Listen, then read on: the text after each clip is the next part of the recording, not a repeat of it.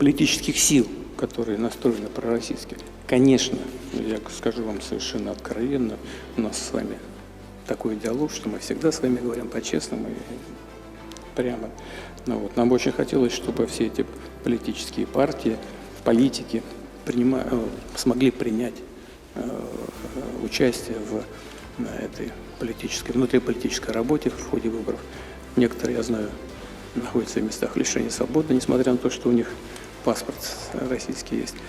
Это ваше решение, мы не вмешиваемся, но хотелось бы, чтобы они все могли, во всяком случае, принять участие в этой внутриpolitikai работе.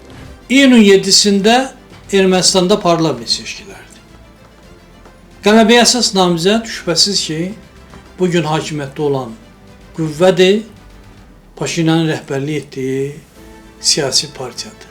Ancaq onun da nüfuzu tək başına seçkilərdə qalib gəlmək və hökuməti təşkil etmək üçün kifayət etməyə bilər.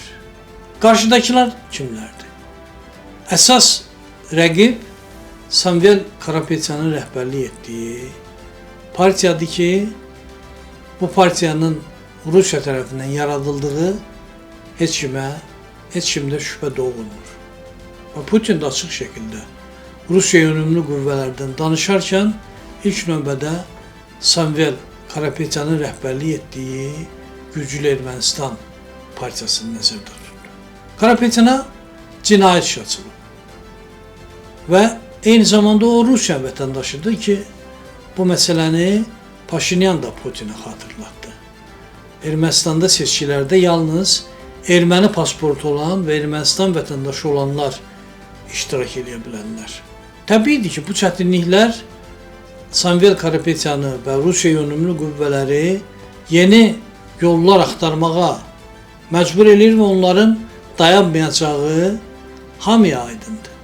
Üstəlik bu Rusiya yönümlü qüvvələrin yanında Erməni kilsəsi də yer alır. Sahibkarlar bu deməli partiyada toplaşıblar və digər qüvvələr də onlara dəstək verir.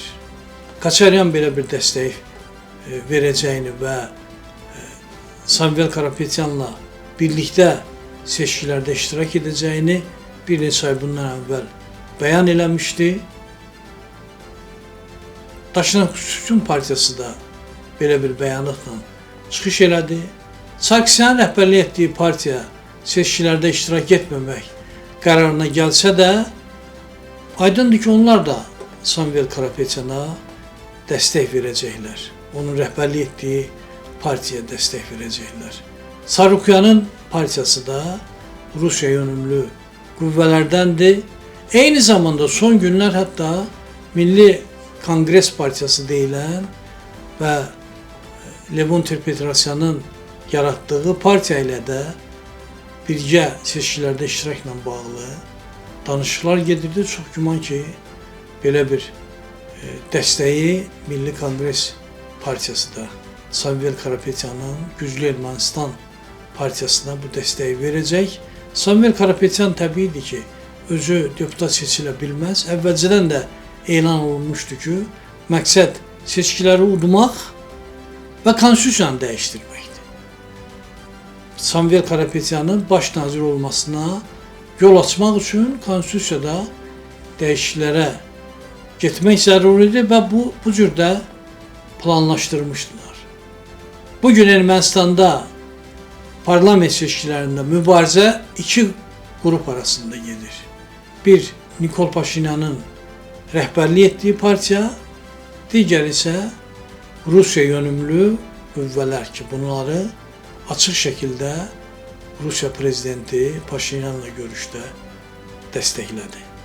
Bu dəstəyin onlara xeyri olacaqmı?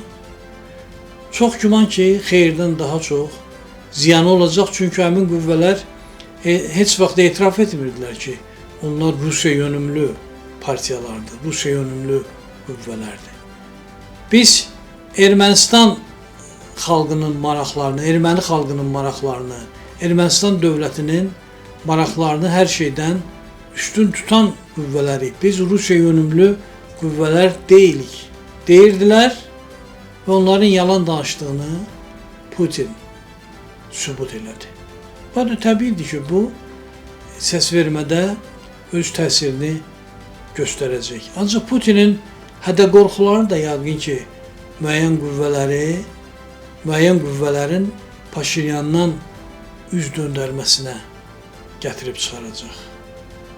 Başqa partiyalar, xüsusilə Avropa yönümlü, Avropa-Qərb yönümlü partiyaların seçkilərdə ciddi səs almaq ehtimalı demək olar ki, yoxdur və 7 iyun 2026-cı ildə erməni xalqı Rusiya ilə müstəqillik arasında səs verəcək.